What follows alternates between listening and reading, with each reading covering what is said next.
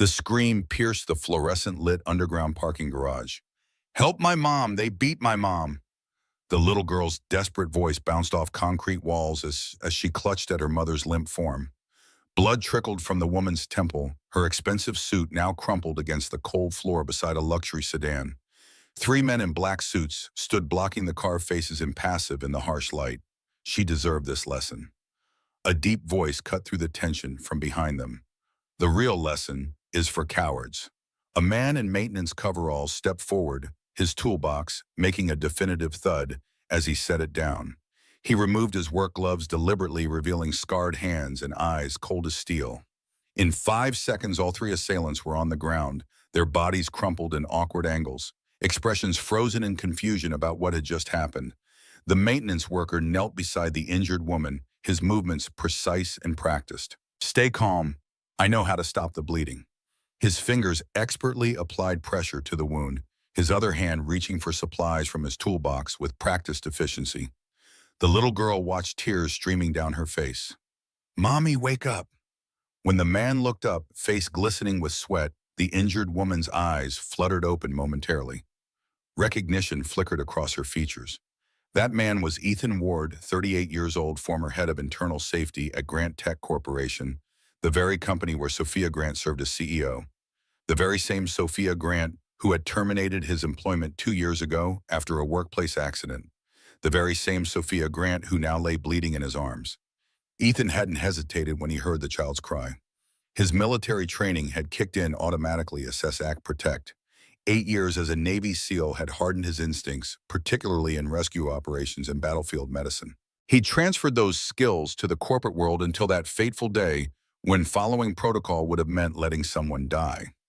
2 years ago, the explosion had rocked the east wing of Grant Tech's manufacturing plant. Alarms blared as smoke filled the corridors. Protocol dictated securing the prototype equipment, first millions in proprietary technology at risk. But Ethan had heard the screams. A technician trapped beneath collapsed shelving flames approaching. The division head had barked the order. "Secure the prototypes, we'll come back for him." Ethan had ignored the command, rushing instead toward the screams. He dragged the technician to safety, suffering burns on his hands in the process. The man lived. The prototypes were destroyed. The cost $7 million in equipment, 3 months of research data. The termination paper had landed on his desk the next morning.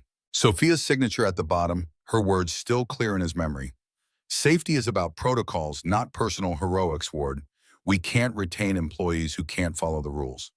Ethan's response had been quiet but firm. "Safety is about people, not paperwork. Someday you'll understand that." Now Ethan lived with his daughter Leah, 8 years old, a small girl with serious eyes who always carried the old first aid kit he had given her. Every morning over breakfast in their modest apartment, Leah would ask the same question, "Dad, if I see someone fall down, should I help them?" And Ethan would always answer the same way. "Yes, you should, but remember to look around first." Helping people isn't about being a hero. It's about not leaving anyone behind. Those words had echoed in his mind when he heard Emma Grant's cries for help in the parking garage. He had acted on instinct, neutralizing the threat, stabilizing Sophia, staying until the ambulance arrived. When Sophia regained consciousness briefly, the overhead lights cast strange patterns on the ambulance ceiling. The first face she saw was his, both strange and familiar. "You still remember how to save people?" she whispered, confusion and pain clouding in her eyes. "I haven't forgotten anything that could save someone," he replied simply. Little Emma squeezed her mother's hand, voice trembling. "Mommy, he saved you." Ethan nodded once, then left his old ID badge, stained now with Sophia's blood, on the stretcher table, before walking away, disappearing into the night, before the police could ask too many questions. Sophia Grant had built Grant Tech from a small startup into a technological powerhouse. At 38, she was one of the youngest female CEOs in the industry, known for her razor-sharp business acumen and uncompromising leadership style. 4 years ago, her husband Michael had died in a car accident, leaving her to raise Emma alone, while steering the company through increasingly competitive markets. She had cultivated a reputation for being cold decisive, placing profit margins above all else. The business press called her the Ice Queen of Silicon Valley, a nickname she privately resented but publicly embraced. Better to be feared than underestimated. Better to be respected than liked. But behind closed doors, Sophia struggled with loneliness, with guilt over the limited time she spent with Emma, with the constant pressure to prove herself in an industry dominated by men. Her penthouse apartment offered spectacular views, but felt empty most nights, filled with expensive furniture but few personal touches. The only photographs showed her and Emma, their smiles becoming more forced with each passing year. 3 days after the attack, Sophia found herself driving to a small auto repair garage in a working-class neighborhood across town. No executive suit today, just jeans and a simple blouse, her bruised face partially hidden behind large sunglasses. She sat in her car gathering courage, watching as Ethan knelt beside an old Chevy, his hands covered in engine oil. No suit anymore, no power, just a man doing honest work. Beside him sat Leah, her legs swinging from a wooden stool, carefully coloring in a book, occasionally looking up to ask her father questions about the engine. Sophia watched their interaction, the gentle patience in Ethan's explanations, the trust in Leah's eyes, the comfortable rhythm of their relationship. Something tightened in her chest. When she finally approached, Ethan didn't seem surprised to see her. He wiped his hands on a rag, his expression unreadable. "I came to thank you," Sophia said, her voice less commanding than usual. He replied softly, "Thanks won't make wounds heal faster." "Why did you help me?" "Because once I failed when I couldn't help someone in time." Leah looked up from her coloring book, asking quietly, "Dad, is that person okay now?" Ethan glanced at Sophia, something unreadable passing between them. "Now they are." Later that evening, Sophia sat in her home office, turning Ethan's old ID badge in her hands. The badge was worn corners, bent dried blood still visible on the edge. She traced her finger over his name, Ethan Ward, Safety Director, the title she had stripped from him. Outside her window, the city lights blurred through unexpected tears. For the first time in 2 years, she wondered if she had been wrong, not just about firing him, but about what safety really meant. Not protocols on paper, not damage control after disasters, but people like Ethan who ran toward danger when everyone else ran away. She closed the desk drawer softly, the ID badge hidden from sight, but impossible to forget. Emma appeared at the door in her pajamas, hugging her stuffed rabbit. "Mommy, are you still hurt?" Sophia mustered a smile. "I'm feeling better, sweetheart. Come here." Emma climbed onto her lap, careful to avoid the bandage on her mother's temple. "Did the bad men want to hurt you because you're the boss?" The question stunned Sophia. She'd been asking herself the same thing, reviewing security footage, wondering why 3 professional-looking men had targeted her specifically. It hadn't felt like a random attack or robbery attempt. Nothing was stolen. It felt like a message. "I don't know, sweetie, but the police are looking into it. That man who helped us, he used to work for you." Sophia hesitated. "Yes, a long time ago." Emma's eyes, so innocent yet perceptive, locked onto hers.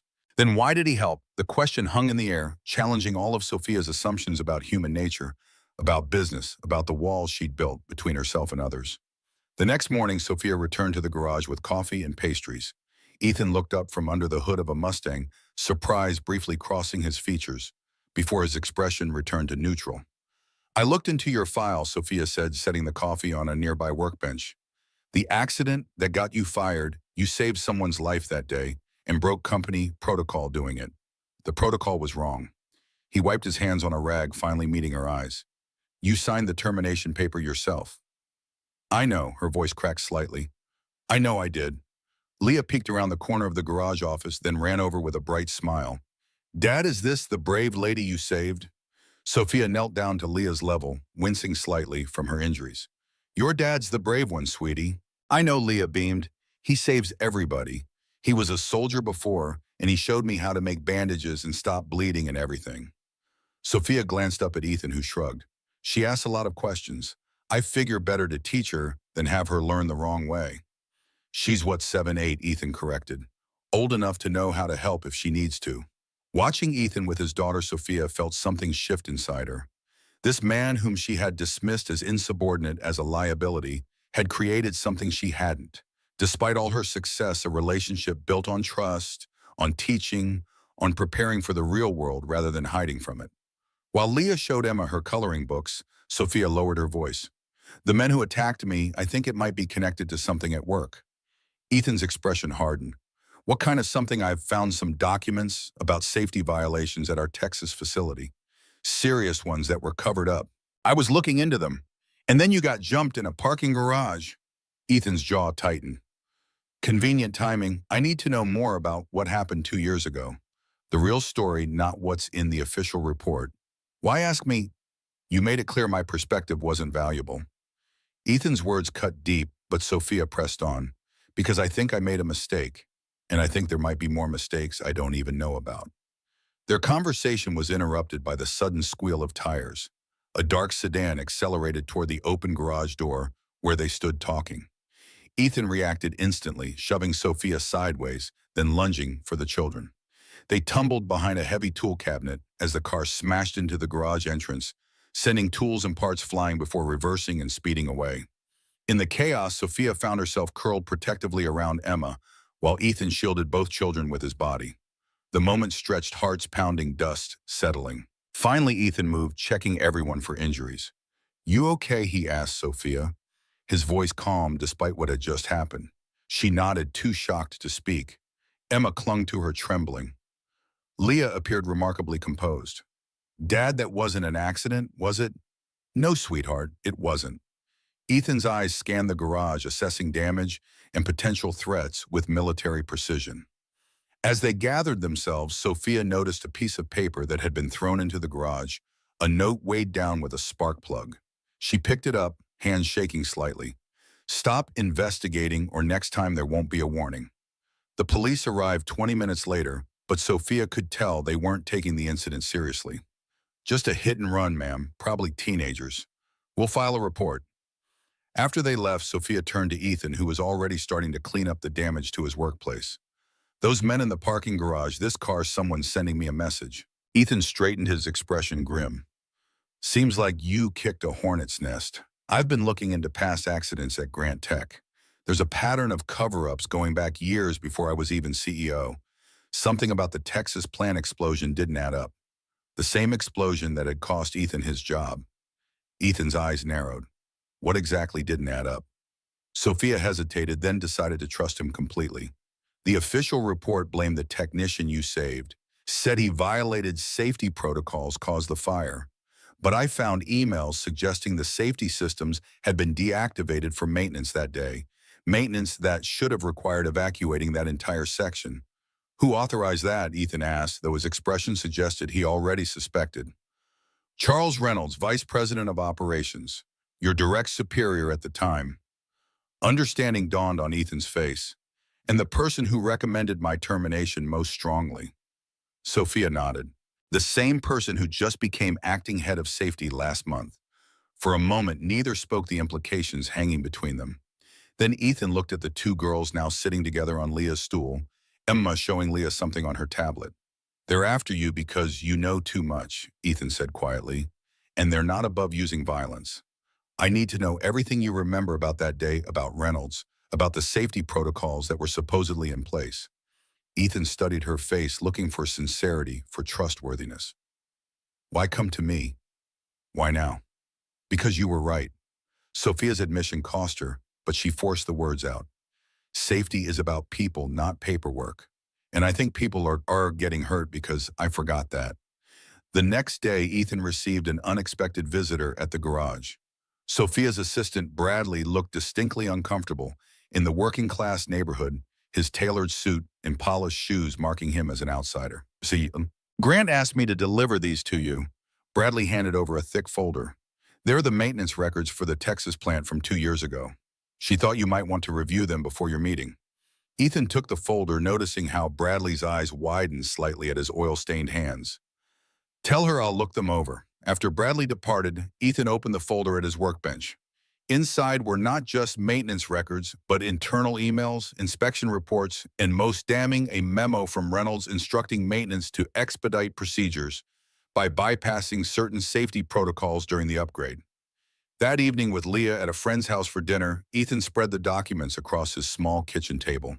When a knock came at his apartment door, he wasn't surprised to find Sophia standing there, Emma at her side. I see you got the files, Sophia said, noticing the papers. Come in. Ethan stepped aside. I was just connecting some dots. Emma brightened when she spotted Leah's collection of colored pencils on the coffee table.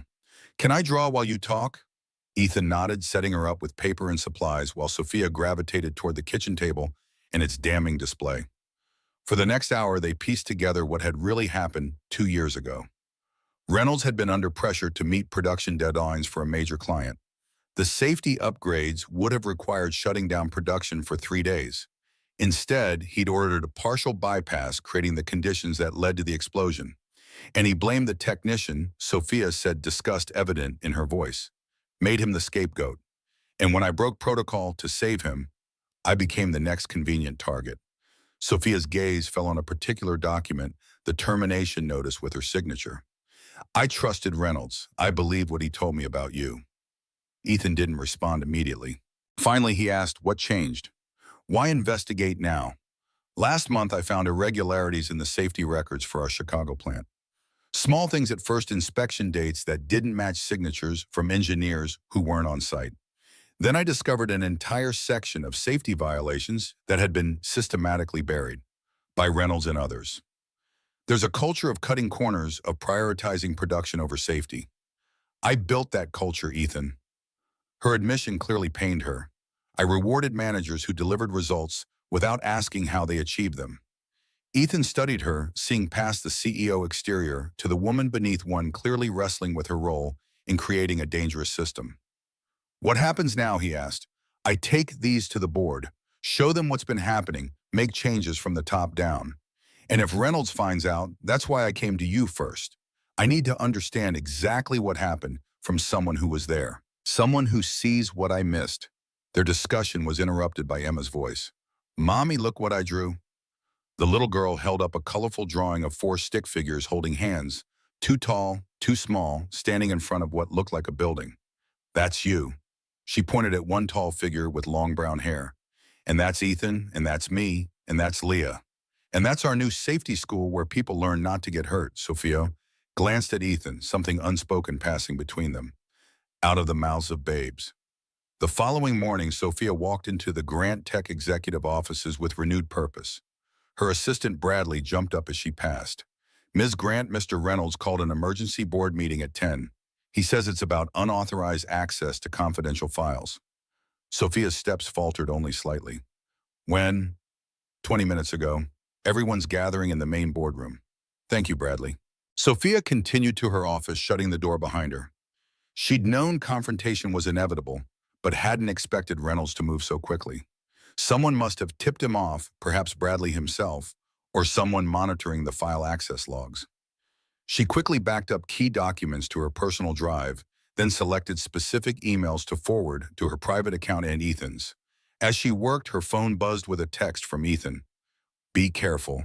These people already tried violence once. The boardroom fell silent as Sophia entered. Around the large mahogany table sat 12 board members and executives with Charles Reynolds standing at the head remote control in hand. On the large screen behind him was an image from a security camera, Sophia handing documents to Bradley in the parking garage. Ah, Sophia, Reynolds said, his smooth voice belying the tension in the room. We were just discussing a concerning security breach, Charles. Sophia took her seat at the opposite end of the table, maintaining her composure. What exactly is the concern? Reynolds clicked the remote, advancing to another image, Bradley passing documents to Ethan. These confidential company documents appear to be finding their way into unauthorized hands, specifically the hands of a disgruntled former employee. I authorize that access as part of an internal review, Sophia stated calmly. As CEO, I have that authority. Reynolds smiled thinly. An internal review that somehow bypassed both the safety department, which I now oversee, and legal. That's highly irregular, Sophia. One of the board members, Janet Winters, leaned forward. What exactly are you investigating, Sophia? Before Sophia could answer, Reynolds interjected. She's sharing sensitive company information with Ethan Ward, who was terminated 2 years ago for violating safety protocols, the very protocols he was hired to enforce. A man with an obvious grudge against this company. Sophia kept her voice steady. I'm investigating a pattern of safety violations and subsequent cover-ups at multiple Grant Tech facilities. Violations that put our workers at risk and our company in legal jeopardy. Murmurs spread around the table. Reynolds' smile faltered slightly. And what does this have to do with Ethan Ward? Asked Michael Chen, another board member. Mr. Ward was wrongfully terminated after the Texas incident. He was made a scapegoat for decisions made by others, specifically decisions to bypass safety systems during an upgrade. Reynolds' face hardened. That's a serious accusation, Sophia. One I hope you can substantiate. I can. Sophia opened her laptop.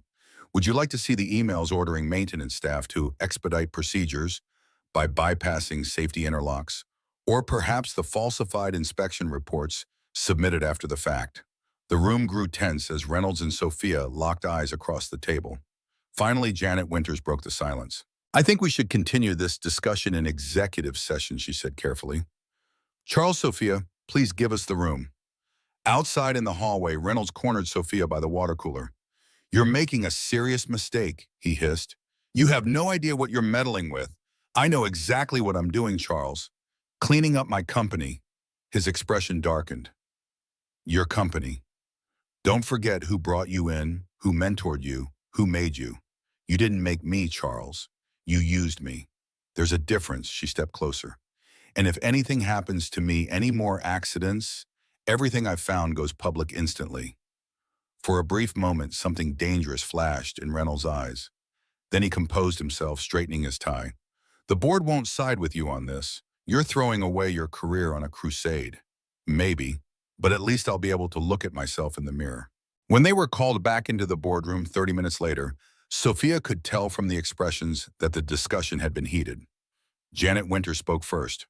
The board has some concerns about these allegations, she said carefully. We've decided to place both of you on administrative leave pending an independent investigation. Reynolds began to protest, but Janet held up her hand. This isn't negotiable, Charles. The claims are too serious to ignore, and we need objective eyes on this. During the investigation, neither of you will have access to company systems or facilities. As they left the meeting, Sophia felt strangely unburdened, despite the effect of suspension. She had finally taken a stand. Whether she won or lost, she'd done what was right. Her victory was short-lived. By evening, her corporate credit cards had been frozen, and security had escorted her from the building with only her personal belongings. When she arrived home, she found a notice that access to her company-owned apartment would be terminated within 48 hours, a clause in her contract she'd never anticipated needing to worry about. Emma looked up from her homework at the dining room table, sensing her mother's distress. What's wrong, Mommy? Sophia forced a smile. Just some work trouble, sweetheart. We might need to stay somewhere else for a few days. Like where I'm not sure yet. Sophia hadn't anticipated being effectively homeless. The corporate apartment had been part of her compensation package, and most of her liquid assets were tied up in company stock she couldn't currently access. Her phone buzzed with a text from an unknown number. Turn on the news. She grabbed the remote, switching to a local station. There on screen was her own face beneath the headline, Grant Tech CEO suspended amid allegations of corporate espionage. The reporter's voice filled the living room. Sources within Grant Tech confirm that CEO Sophia Grant has been placed on administrative leave following accusations that she shared confidential company information with a former employee. Charles Reynolds, vice president of operations, issued a statement expressing disappointment and assuring shareholders that operations will continue unaffected under interim leadership. Emma stared at the screen, then at her mother. Are they talking about Ethan? Is he in trouble too? Sophia turned off the TV, her mind racing. No, sweetheart. They're just trying to scare me. She scrolled through her contacts, considering options. Most of her friends were business associates, people who would now keep their distance to avoid career contamination. Hotels were an option, but with her accounts frozen, she'd need to rely on personal savings that would dwindle quickly. Her phone rang. Ethan. I just saw the news, he said without preamble. You okay? They've locked me out of everything, frozen my accounts, my building access. We have 48 hours to vacate the apartment. Do you have somewhere to go? Sophia hesitated. I'm working on it. A pause on the line. I have a pull-out couch. It's not fancy, but it's clean, and Leah would be thrilled to have Emma around. I couldn't impose. It's not imposing if it's offered freely. His voice softened slightly. You helped me see the truth. Let me help you stay safe while you fight for it.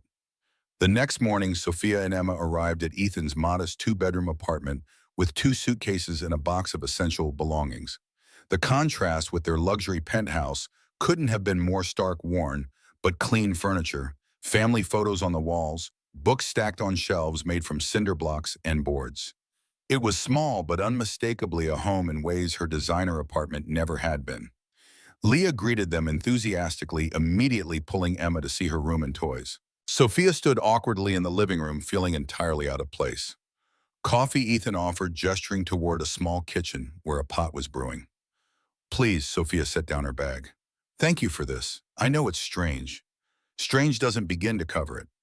Ethan handed her a mug with a chipped handle. But then having the CEO of Grant Tech sleeping on my pull-out couch wasn't exactly on my 5-year plan. Former CEO, apparently. The news is reporting that Reynolds has been named interim chief executive.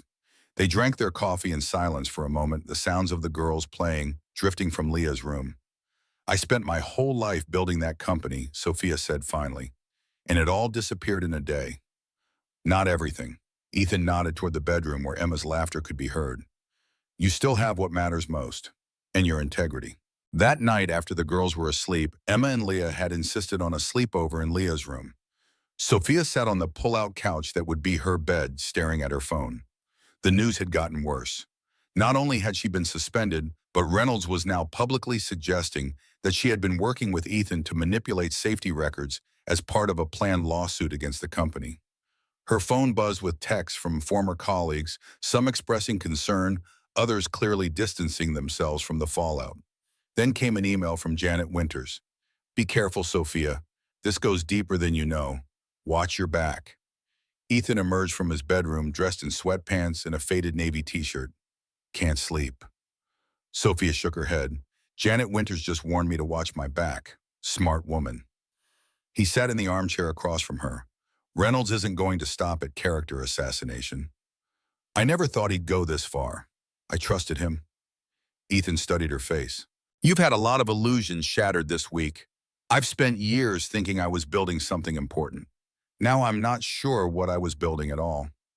Sophia looked around the modest apartment. Meanwhile, you lost your job, your income, your status, and somehow built something real. Don't romanticize struggle, Sophia. It's been hard. Really hard. After Karen died, I was lost for a long time. Taking care of Leah, trying to find work with a termination on my record. Some days I barely held it together. How did you, one day at a time, focus on what matters? Leah, teaching her, protecting her. The rest is just noise. His eyes met hers. You'll find your way through this too. The next morning, while Ethan was at work and the girls at school, Sophia used the quiet apartment to plan her next steps. She needed evidence that couldn't be buried or explained away. She needed to speak with the technician. Ethan had saved Marcus Rivera, now working for a competitor in Austin, according to social media. She drafted an email explaining the situation and asking for his account of what happened. His response came within an hour. I can't help you. I signed an NDA as part of my settlement. My family depends on that money. Sophia stared at the screen, another piece clicking into place. Reynolds had bought Rivera's silence. The question was, how many others had been similarly silenced? Her research was interrupted by a knock at the apartment door. Through the peephole, she saw 2 men in suits, not the ones from the parking garage, but with the same professional demeanor. Corporate security or private investigators, she guessed.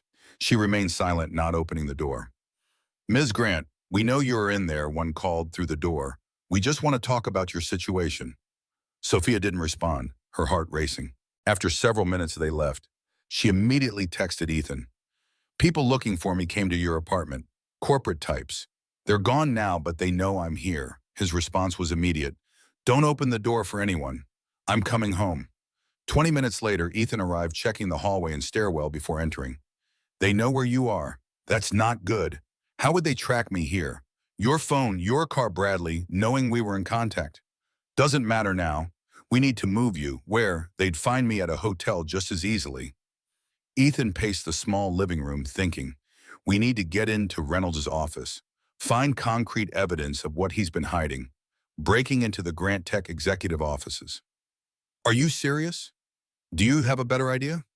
Reynolds is systematically destroying your reputation and cutting off your resources. If we don't get ahead of this, you could face criminal charges. Or worse. The determined look in his eyes reminded Sophia of the maintenance worker who had appeared in the parking garage, focused, unafraid, prepared to act while others stood frozen. She realized that beneath the quiet exterior, Ethan Ward was a warrior who had simply chosen a different battlefield. How would we even get in? My access has been revoked. I still have contacts in the security department. People who know what Reynolds is really like. Ethan pulled out his phone. Let me make a call. That evening, after arranging for a neighbor to watch the girls, Sophia found herself in the passenger seat of Ethan's battered pickup truck, parked a block from the Grant Tech headquarters. The night security shift had just changed, and according to Ethan's contact, they had 20 minutes, while cameras in the executive corridor were under maintenance. This is insane, she whispered as they approached the service entrance. Breaking into my own company. Technically, we're not breaking in. Ethan held up a key card. We're entering with authorization, just not yours. The service entrance accepted the key card without issue. They moved quickly through back corridors, avoiding the main lobby with its security desk. The executive floor was dark and silent as they made their way to Reynolds' office. The door was locked, but Ethan produced a small tool from his pocket. Where did you learn that you pick up skills in special operations? Not all doors in war zones come with key cards. The lock clicked open. We have 15 minutes max. Reynolds' office was immaculate with awards and photographs of him with various dignitaries adorning the walls. Sophia went straight to his computer while Ethan began carefully searching through file cabinets. It's password protected, Sophia said, frustrated. Try Everest 74, Ethan suggested, not looking up from the files. Sophia typed it in. The desktop appeared. How did you know that? He climbs Everest on his vacation every July. Brags about it constantly, and people who brag rarely think about security. Ethan continued methodically examining files. Sophia began searching through Reynolds' emails and documents. There was nothing overtly incriminating. Reynolds was too smart for that, but there were patterns. References to special handling for safety incidents, discussions about containment strategies for worker complaints. Then she found a folder labeled Insurance Policies. Inside were files on dozens of employees, including Marcus Rivera and Ethan himself. Each contained detailed personal information, financial records, family details, potential leverage points. And in Rivera's file, a copy of the NDA with a side letter specifying that his settlement was contingent on his testimony against Ethan. Ethan, look at this. She turned the screen so he could see. He's been collecting blackmail material on employees, using it to keep people quiet. Ethan's expression darkened as he scanned the files. There's a file on you, too. Sophia clicked on it, discovering surveillance photos of her and Emma, records of her finances, even transcripts of private conversations with board members. Reynolds had been building a case against her for months, waiting for the right moment. He's been planning this, all of it, Ethan nodded grimly. And there's more. He held up a file he'd found in the cabinet. Falsified safety inspections for 5 different facilities, all signed off by Reynolds personally. They photographed everything with their phones, working quickly but methodically. Just as they were finishing, Ethan froze, holding up a hand for silence. Footsteps in the hallway. Security patrol, he mouthed, switching off the computer monitor. Hide.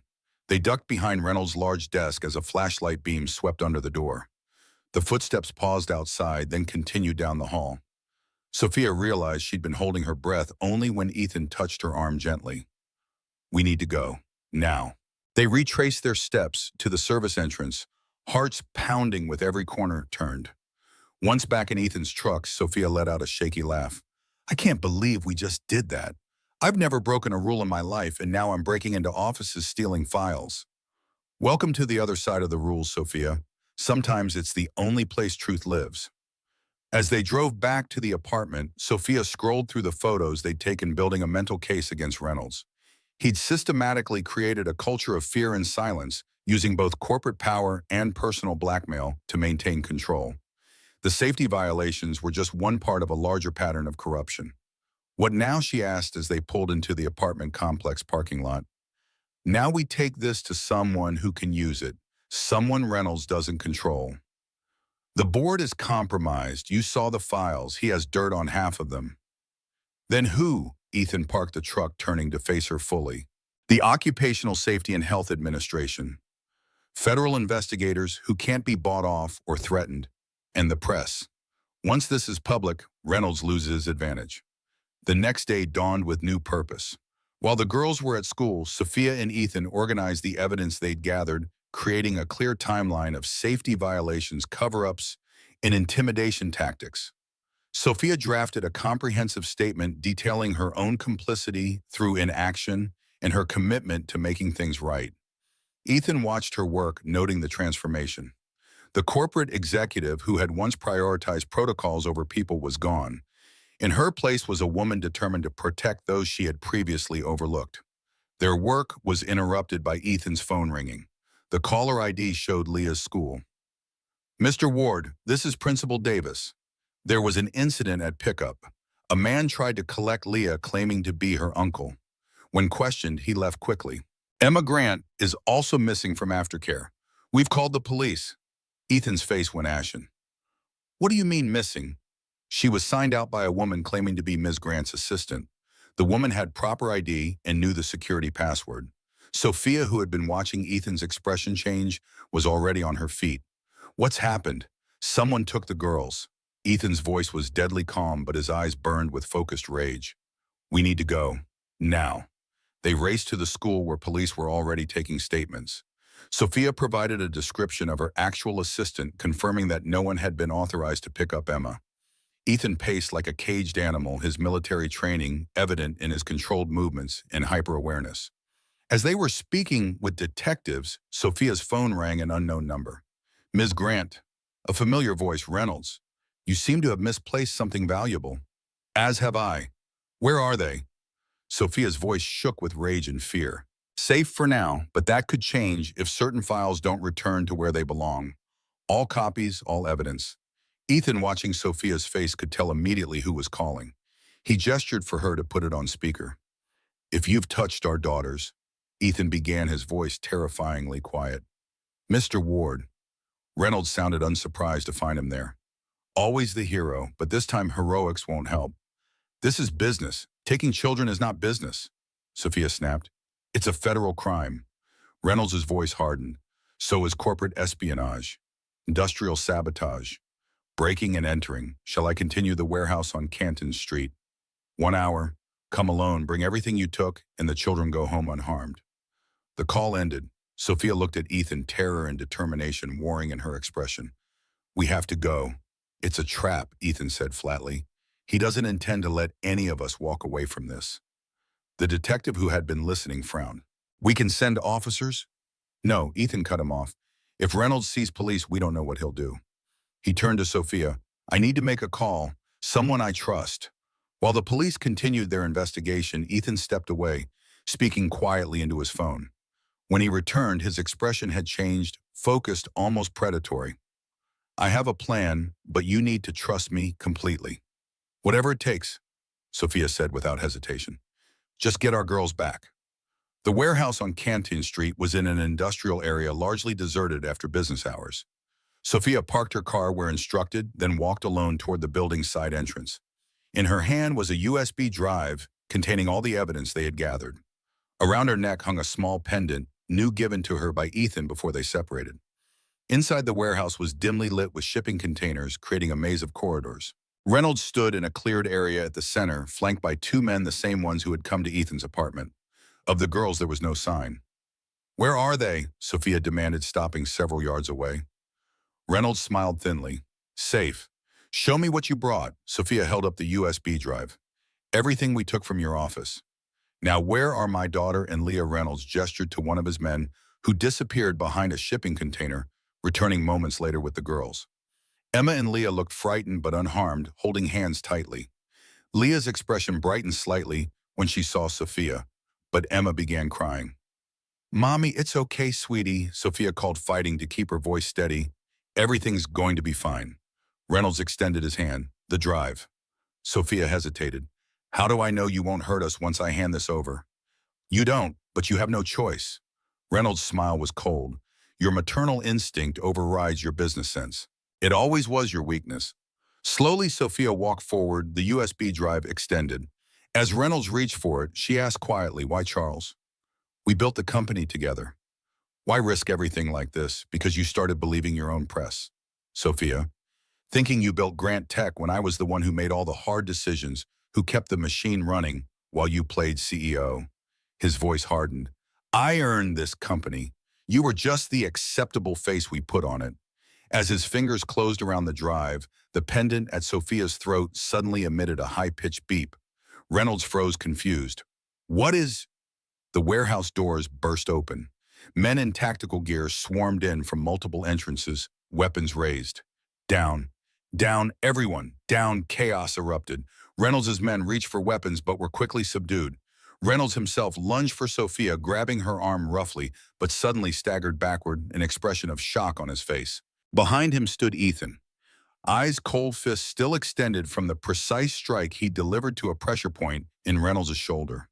Reynolds collapsed to his knees, arm hanging uselessly. The girl Sophia shouted, searching frantically through the confusion.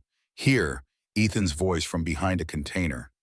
He emerged with both girls clinging to him, his body positioned to shield them from potential threats. As federal agents secured the scene and paramedics checked the children, Sophia learned what Ethan had done. The someone he trusted was his former SEAL teammate, now an FBI agent specializing in corporate crime. The pendant had contained a tracking device and microphone broadcasting Reynolds' confession to agents surrounding the warehouse. Hours later, after statements had been given and the girls were finally asleep in Ethan's apartment, curled together on Leah's bed like sisters, Sophia sat on the couch beside Ethan, emotionally exhausted. How did you know to call the FBI? That they'd believe you? Ethan shrugged slightly. I didn't know for sure, but Jake, my teammate, he's been investigating corporate safety violations for years. When I told him what we found, he already had a file on Reynolds. We just gave him the final pieces. You risked everything. Sophia's voice was quiet in the dimly lit room. Your freedom, your daughter, so did you. His eyes met hers. When it counted, you chose people over power. That's all that matters in the end. In the silence that followed, something shifted between them. Understanding, respect, perhaps something more. Two people from different worlds who had found common ground in the most unlikely circumstances. The next morning, while the girls ate breakfast, the news broke. Grant Tech executive arrested in kidnapping corruption scandal. Reynolds' face filled the screen, being led away in handcuffs. The reporter detailed allegations of safety violations, witness intimidation, and most recently the kidnapping of 2 children in an attempt to silence whistleblowers. Emma looked up from her cereal. Is the bad man going to jail? Sophia nodded. Yes, sweetheart. He can't hurt anyone anymore. Leah considered this seriously. Dad says sometimes people forget what's important until something bad happens to remind them. Ethan ruffled his daughter's hair affectionately. Pretty wise for 8 years old, huh? Sophia watched them, this man who had lost everything yet somehow maintained his integrity, his daughter who carried first aid supplies and wisdom beyond her years. She thought of her own life, the success that had come at the cost of so much else. The company she might never return to, the reputation that might never recover. As if reading her thoughts, Ethan said quietly, What will you do now? Before she could answer, Emma spoke up. Can we make that safety school now? Like in my picture, Sophia and Ethan exchanged surprised glances. What safety school, sweetie? Sophia asked. Emma rolled her eyes in the way only children can. The one where Ethan teaches people how not to get hurt at work. And you can teach the bosses how to be good bosses. Out of the mouths of babes, Ethan murmured, echoing their earlier conversation. Sophia felt something stir within her. Possibility, purpose, redemption. A chance to rebuild not just her life, but something meaningful. Something that put people first. I think that's a wonderful idea, she said, her gaze meeting Ethan's. If Mr. Ward is interested in a new partnership. Ethan's expression was unreadable for a moment. Then a small smile tugged at his lips. I might be. Depends on the terms. As the girls cleared their breakfast dishes, chattering about what the safety school might look like, Sophia felt a weight lifting. She had lost her company, her reputation, her financial security, yet somehow sitting in this modest apartment with these 3 people, she felt richer than she ever had in her penthouse suite. The path ahead was uncertain, filled with challenges and obstacles she'd never anticipated. But for the first time in years, Sophia Grant was looking forward, not with anxiety about quarterly reports or board meetings, but with hope. Hope born from crisis connection, forged through danger and possibility, emerging from loss. Emma and Leah returned to the table with paper and colored pencils, already designing logos for their imaginary school. Watching them work together, Sophia realized that sometimes the most important lessons come not from success, but from failure, and that sometimes being broken open is the only way to let the light in. 2 weeks after Reynolds' arrest, the media frenzy showed no signs of abating. Headlines splashed across business journals and news sites. Grant Tech scandal widens, CEO turned whistleblower. Corporate safety violations exposed. Grant Tech's stock price had plummeted 30%, and class action lawsuits from injured workers were piling up. The board had installed an interim CEO distancing themselves from both Reynolds and Sophia despite their earlier complicity in the culture that enabled the violations. Sophia sat at Ethan's kitchen table scrolling through news stories on her laptop while the girls played in the living room. The apartment had become a strange sort of sanctuary, a place where her former identity as powerful CEO had been stripped away, leaving her to rediscover who she was beneath the corporate armor. Janet Winters had called that morning the first board member to reach out personally since the scandal broke. The board's considering offering you your position back. Public sentiment is turning in your favor. They think you'd help stabilize the company. Sophia had been surprised by her own lack of interest. I need time to consider whether that's the right path forward, Janet, for the company or for me. Now watching Emma and Leah construct an elaborate fort from couch cushions and blankets, Sophia wondered what returning to Grant Tech would mean. Could she truly reform a system that had been corrupt for years? Or would she be better starting something new? Something built on the painful lessons she'd learned. Ethan entered from his bedroom, dressed for his shift at the garage.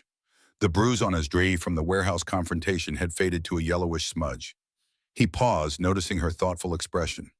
Company wants you back. She nodded, closing the laptop. Janet called. They're floating the idea. Are you considering it? I don't know. She looked toward the girls, lowering her voice. Going back would mean resources, influence, the ability to implement real safety changes across multiple facilities. But Ethan filled a travel mug with coffee, his movements efficient as always. But it would also mean working within a system that enabled everything that happened, with people who looked the other way. Ethan regarded her thoughtfully. Sometimes the hardest places to create change are the ones that need it most. His words lingered as he left for work, the door closing quietly behind him. Sophia turned back to her laptop, opening a new document. Emma's innocent suggestion of a safety school had taken root in her mind, growing into something more concrete with each passing day. She began typing, outlining a business plan for what she had started calling the Phoenix Response Center, a training facility focused on workplace safety, emergency response, and creating corporate accountability. The name had come to her while watching Ethan teach the girls basic first aid. Like the mythical phoenix, she wanted to build something new from the ashes of her former career, something that would prevent others from suffering as Grant Tech's workers had. When the doorbell rang an hour later, Sophia was deep in financial projections. She glanced through the peephole to see a professionally dressed woman she didn't recognize. Cautious after recent events, she opened the door, only partially keeping the security chain engaged. Are you Sophia Grant? The woman held up credentials. I'm Special Agent Melissa Carter with the Department of Labor. We're investigating the safety violations at Grant Tech, and I was hoping to ask you some questions. Sophia verified the credentials, then invited Agent Carter inside. For the next hour, she detailed everything she had discovered, the falsified inspection reports, the intimidation of employees who reported violations, Reynolds' elaborate system of cover-ups, and blackmail. Agent Carter took meticulous notes. This is consistent with what we're hearing from other witnesses, but most are still afraid to go on record. Your testimony will be crucial if we want these cases to stick. When the agent left, promising to be in touch for formal depositions, Sophia felt a strange mixture of vindication and dread. The truth was coming to light, but the process would be lengthy and painful, with no guarantee of justice for those harmed. That evening, Ethan returned from work with a surprise visitor, Marcus Rivera, the technician he had saved from the explosion 2 years ago. The young man stood awkwardly in the doorway, hat in hands. I saw the news, he said, eyes darting between Sophia and Ethan. About Reynolds, about what really happened. I should have spoken up sooner. Ethan shook his head. You had your family to think about. Rivera's shoulders slumped. They paid me to lie about what happened. Made me say I violated protocol when really they had disabled the safety systems for that maintenance shortcut. Then they made me testify against you, Mr. Ward. Said they'd take back the settlement if I didn't. Sophia felt a surge of anger, not at Rivera, but at the system that had forced this impossible choice on him. No one should have to choose between telling the truth and feeding their children. I want to make it right, Rivera continued. I'm ready to testify about what really happened, about how Mr. Ward saved my life when everyone else was worried about the equipment. His testimony would be invaluable for the investigations, but Sophia recognized the risk he was taking. You might lose your settlement. Are you prepared for that? Rivera nodded resolution, hardening his features. My kids deserve a father who stands up for what's right. I can find another job, can't find another conscience. After Rivera left with promises to meet with Agent Carter, Sophia and Ethan sat on the balcony of the apartment watching the sunset paint the sky in shades of orange and pink. The girls had gone to bed exhaustion from their play, finally overcoming their usual resistance to bedtime. More people will come forward now, Ethan said, sipping a beer. Rivera's testimony changes things. It might not be enough to get your job back, Sophia cautioned. The legal battles could drag on for years. Ethan's smile held no bitterness. I'm not looking to go back, Sophia. Some bridges stay burned, and maybe that's for the best. His words resonated with her own growing certainty that returning to Grant Tech wasn't the right path. The company had been built on a foundation that was fundamentally flawed. Better to build something new than try to salvage what was broken beyond repair. I've been thinking about Emma's idea, she admitted, about starting a training center, teaching workplace safety, emergency response, creating accountability frameworks for companies. Ethan's interest visibly piqued. Using your executive experience and my field knowledge? Exactly. She felt a flutter of excitement, the first genuine enthusiasm she'd experienced in weeks. We could offer training programs for workers and management, help companies develop real safety cultures, not just checkbox compliance. It would take startup capital facilities accreditation. Ethan's tone wasn't dismissive, but practical thinking through the challenges as he did with any mission. I have some personal savings that Reynolds couldn't touch.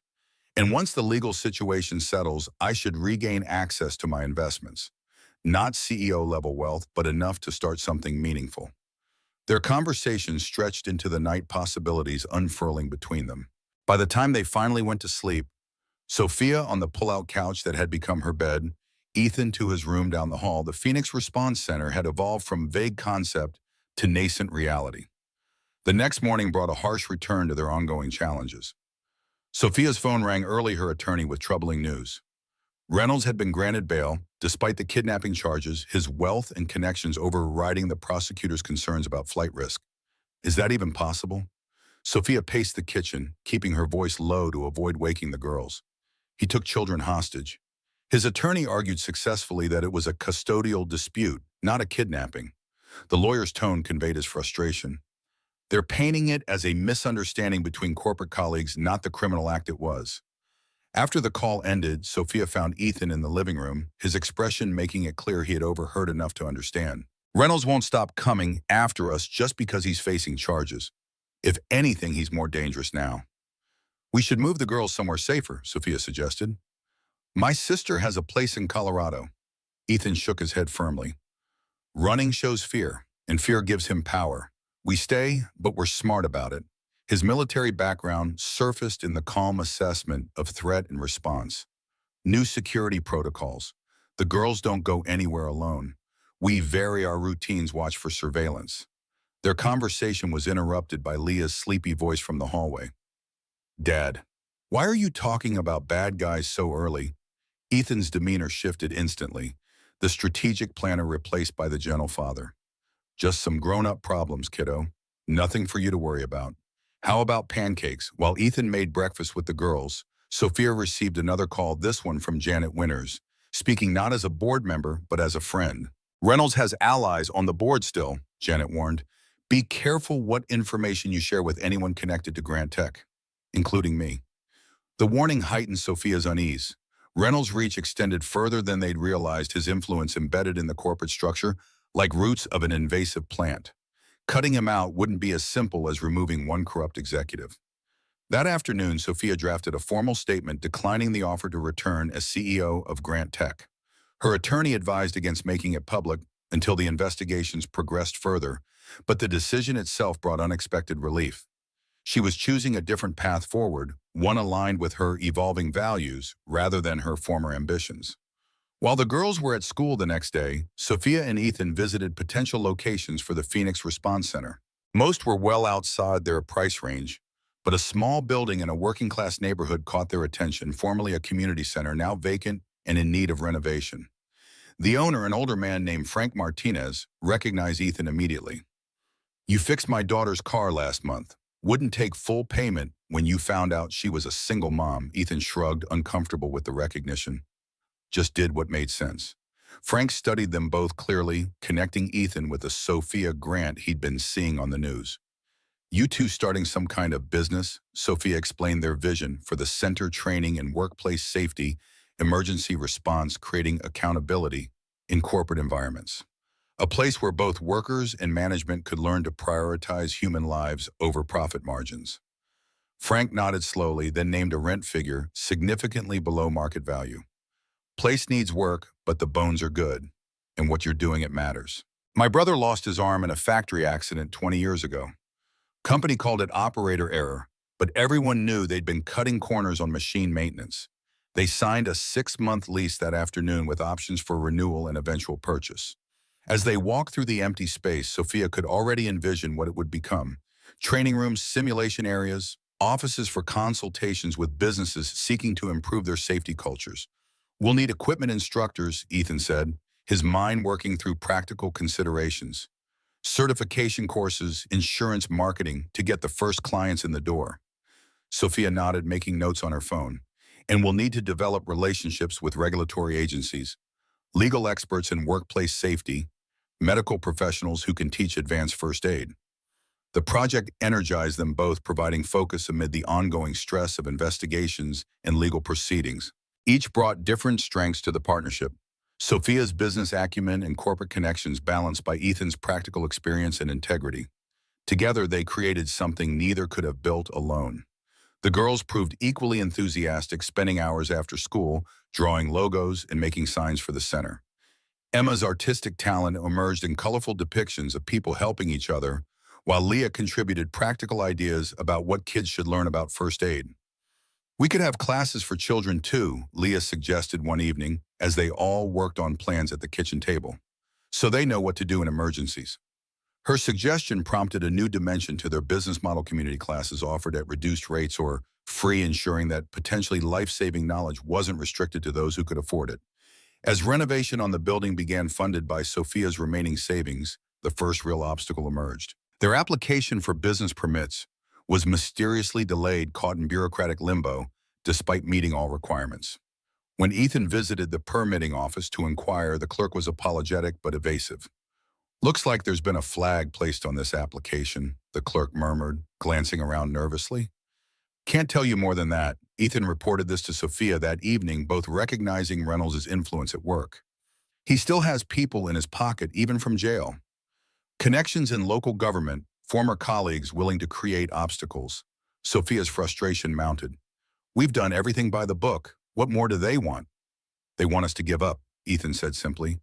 "To decide it's not worth the fight." The setback only strengthened their resolve.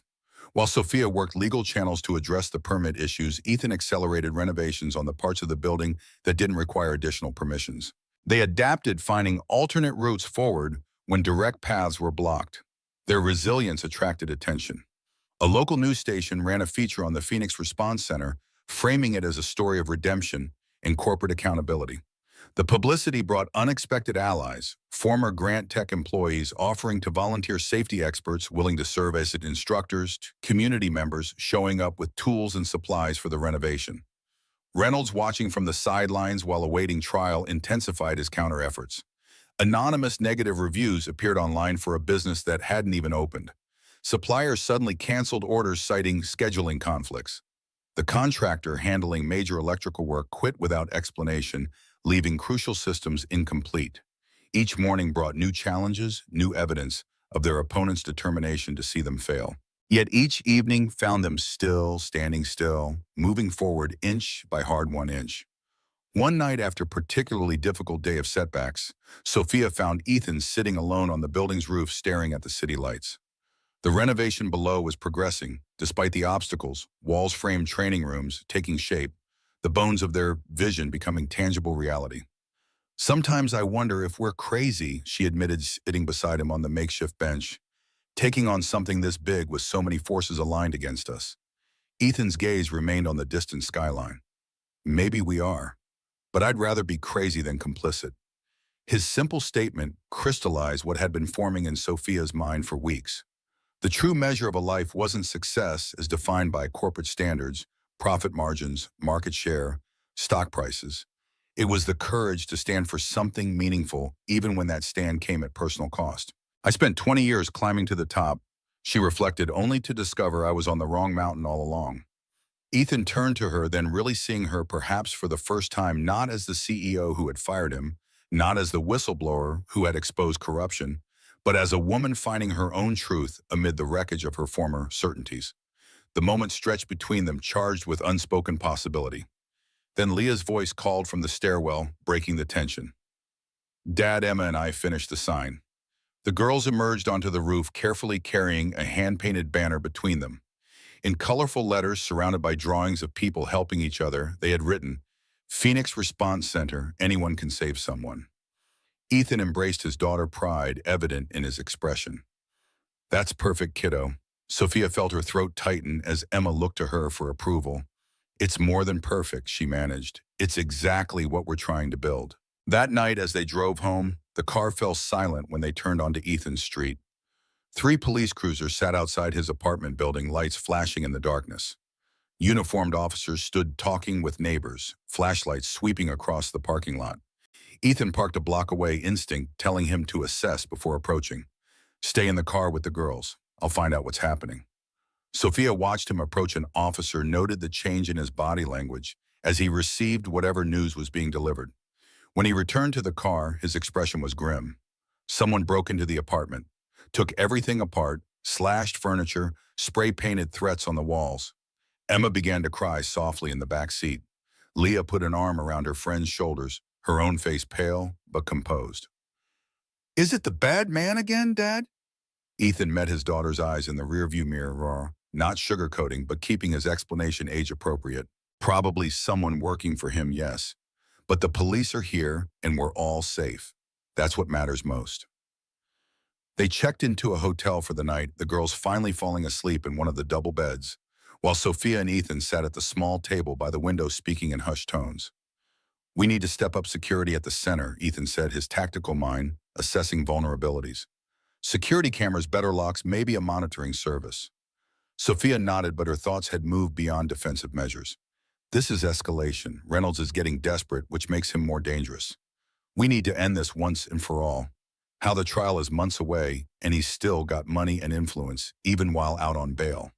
Sophia's expression hardened with newfound determination. We find what he's really afraid of us discovering. There's something more than what we already know, something he's still protecting. That's why he won't back off. The next day, while the girls remained with a trusted friend from Leah's school, the mother of a police officer adding an extra layer of security, Sophia and Ethan returned to the damaged apartment. The destruction was methodical, clearly meant to intimidate furniture. Slashed electronics, smashed walls covered with spray-painted warnings. Back off and last chance featured prominently among more explicit threats. As they sorted through the wreckage, salvaging what could be saved, Sophia noticed something odd about the damage pattern.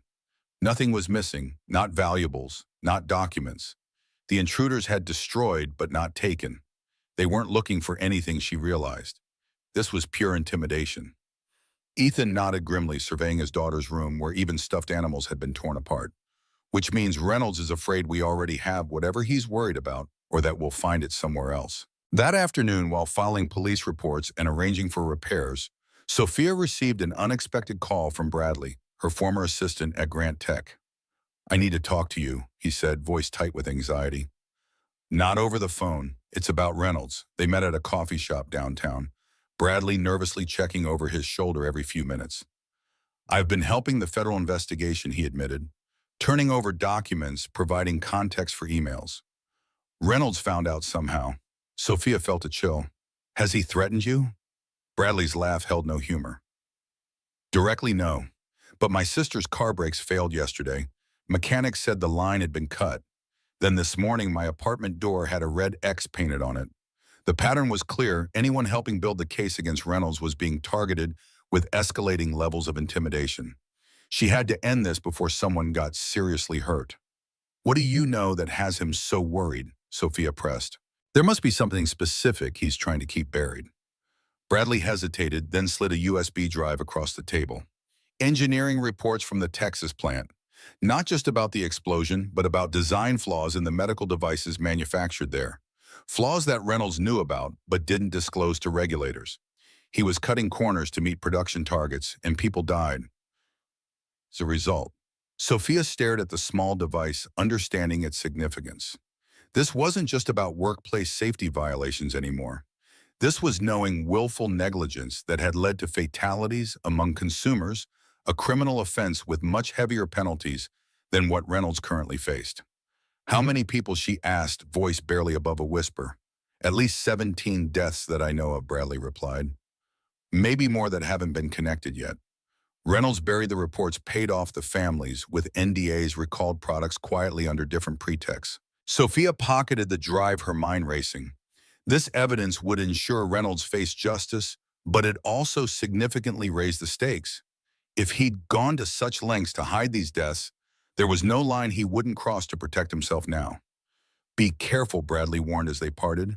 He's not just fighting for his reputation anymore.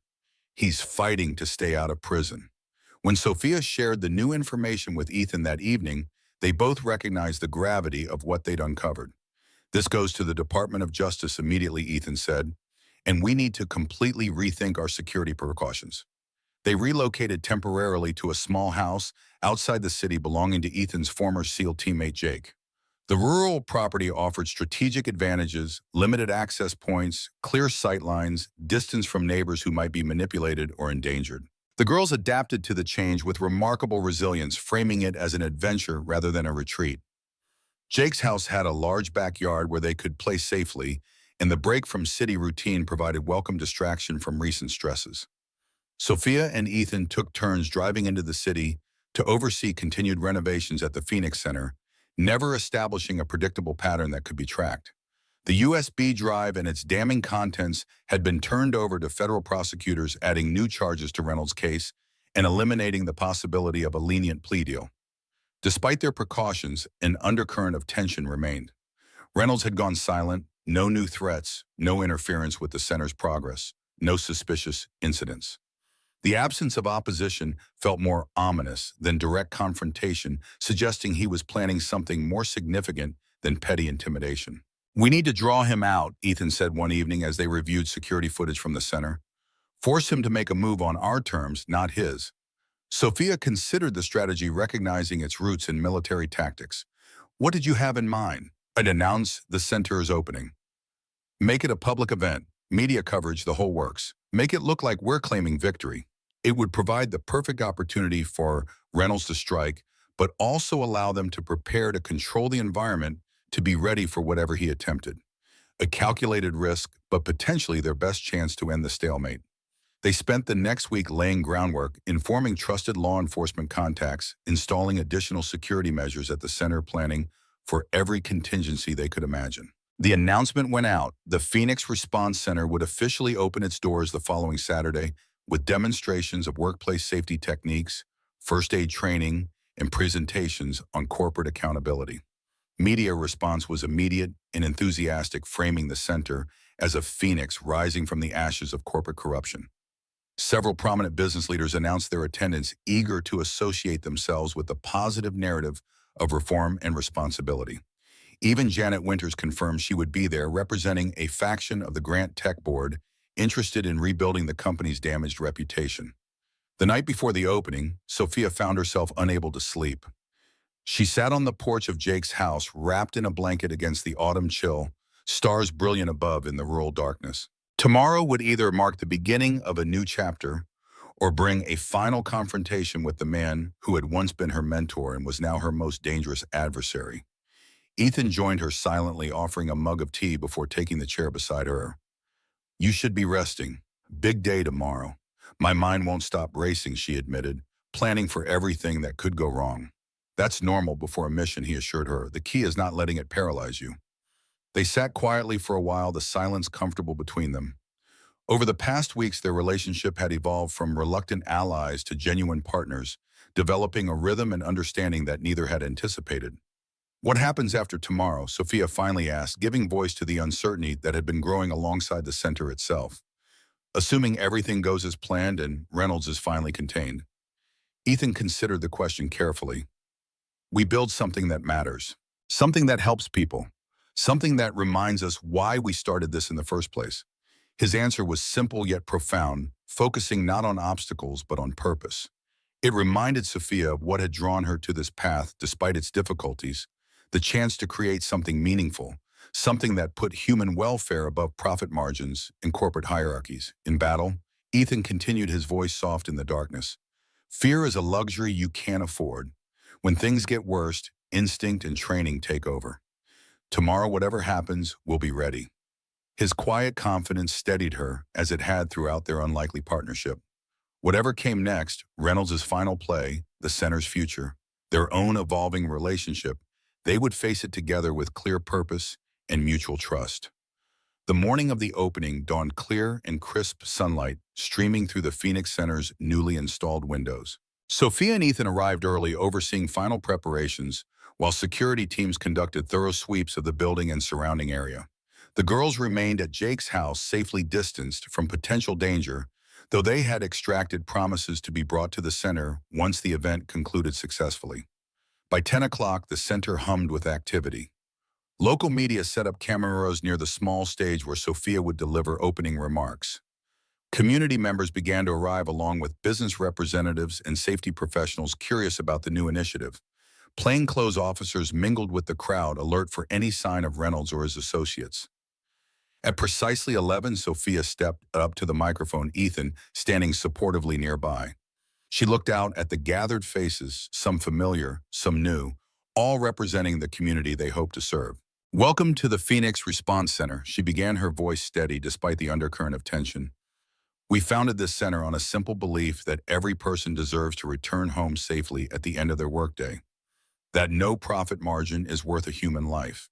That accountability isn't just a corporate buzzword, but a moral imperative.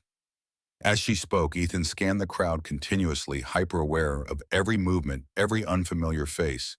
The moment felt balanced on a knife's edge, triumph and threat equally possible in the minutes ahead.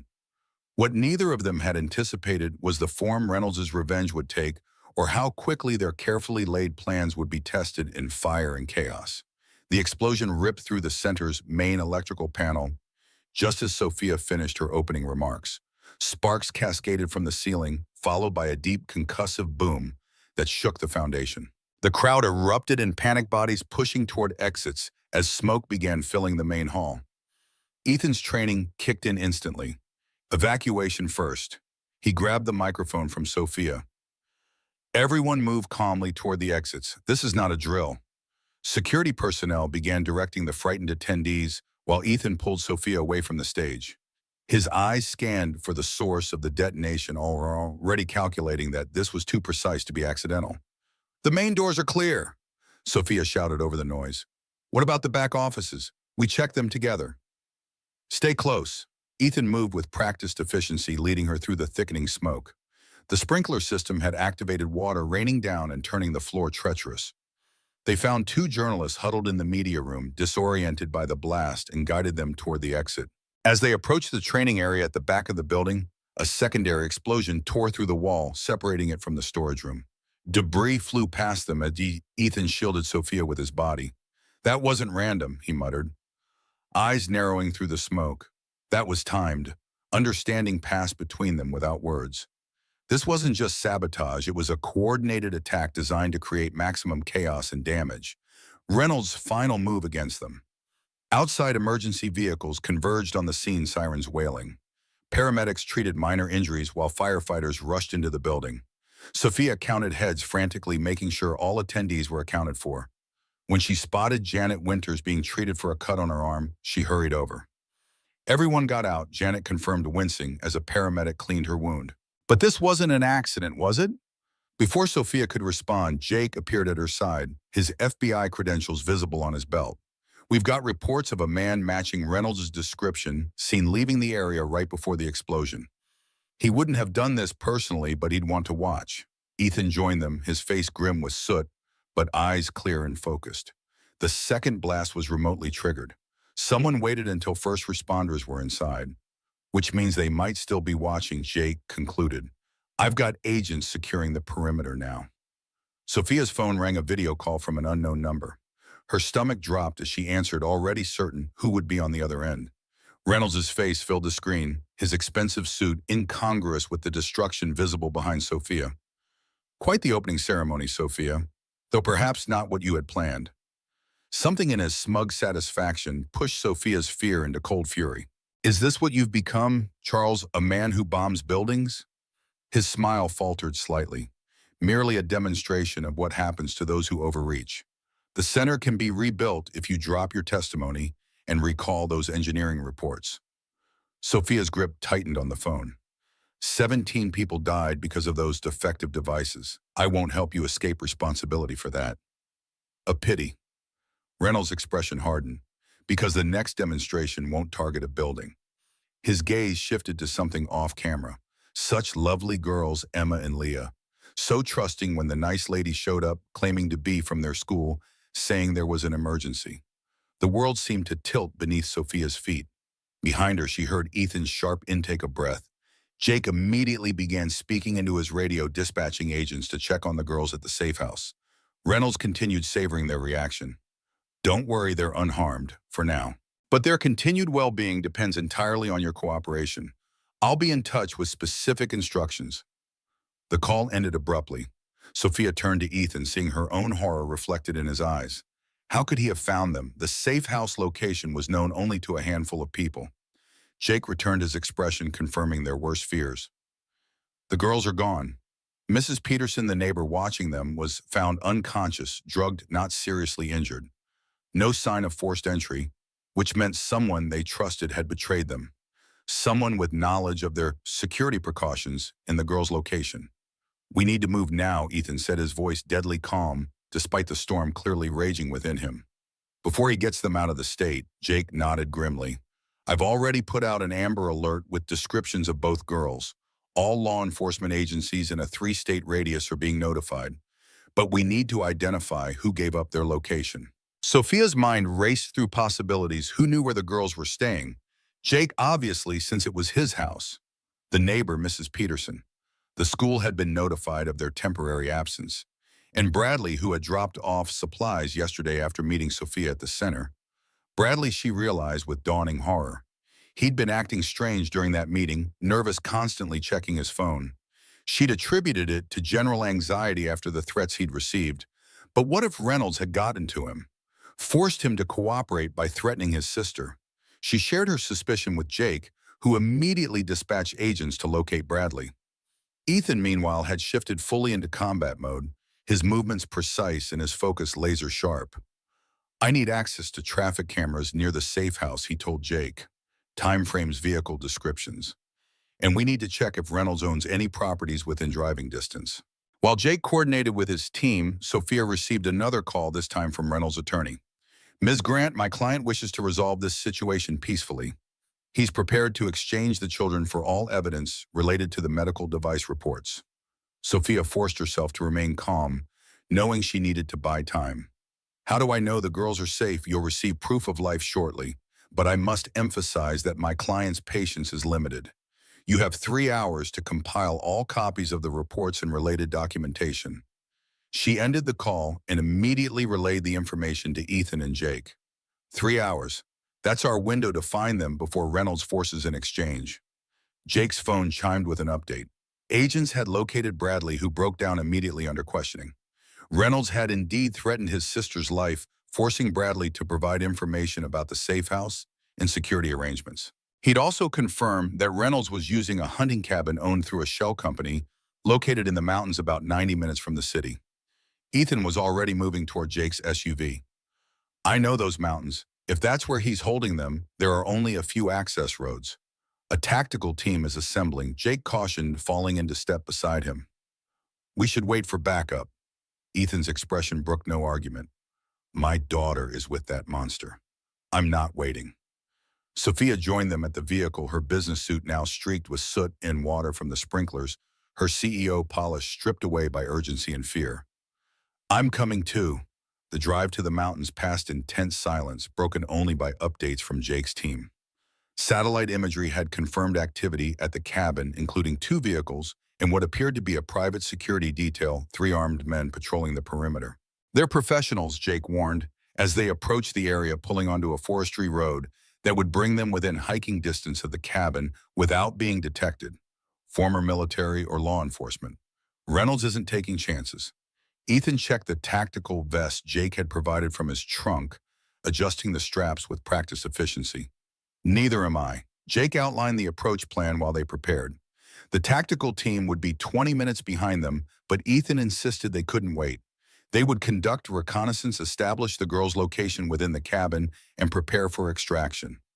No engagement unless absolutely necessary until backup arrived. As they hiked through the dense forest, keeping low and moving quietly, Sophia's mind filled with images of Emma and Leah, frightened, confused, wondering why no one had come for them yet. The thought fueled her determination, pushing her forward despite her inappropriate footwear and the rough terrain. They reached the observation point Jake had identified from satellite imagery, a ridge overlooking the cabin with sufficient tree cover to conceal their presence.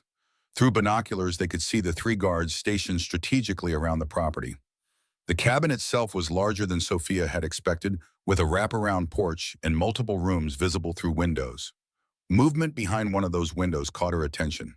2 small figures seated at what appeared to be a dining table, an adult female figure standing nearby. Sophia handed the binoculars to Ethan, her hand trembling slightly. "Second window from the right," she whispered. "It's them." Ethan studied the scene, his expression revealing nothing but his white-knuckle grip on the binoculars betraying his emotion. They look unharmed. Woman with them appears to be armed. Guards rotating positions every 15 minutes. Jake received confirmation that the tactical team was now 10 minutes out. "We hold position until they arrive," he insisted. "Going in against those odds risks the girls." Ethan's gaze remained fixed on the cabin. "We don't have the luxury of waiting. If Reynolds realizes law enforcement is closing in, he might move them. Or worse." Before Jake could respond, his radio crackled with an urgent update. Reynolds had been spotted en route to the cabin, estimated arrival in less than 5 minutes. The tactical team was being delayed by a downed tree across the access road, possibly placed deliberately. Decision point. Ethan murmured the military term hanging between them. With Reynolds arriving, the situation would change rapidly. Once he was inside, extracting the girls would become significantly more complicated. Sophia stared at the cabin, at the small figures of Emma and Leah visible through the window. Everything they had built, the center, their partnership, the fragile new life they were creating, hung in the balance of the next few minutes. "I have an idea," she said suddenly, the outline of a plan forming in her mind. "Reynolds doesn't know we found them. He's expecting me to agree to the exchange." Ethan caught on immediately. "You make contact, keep him talking, distracted. While you go in from the rear," Sophia confirmed. "The guards are focused outward. If they believe I'm still negotiating, they won't be expecting an extraction attempt." "It's risky," Jake cautioned, "but it might be our best option given the timeline." He checked his weapon. "I'll create a diversion to draw the perimeter guards when you give the signal." Sophia moved back toward the forestry road where she would have clear cell reception to call Reynolds. Ethan caught her arm before she left, his eyes meeting hers with an intensity that stole her breath.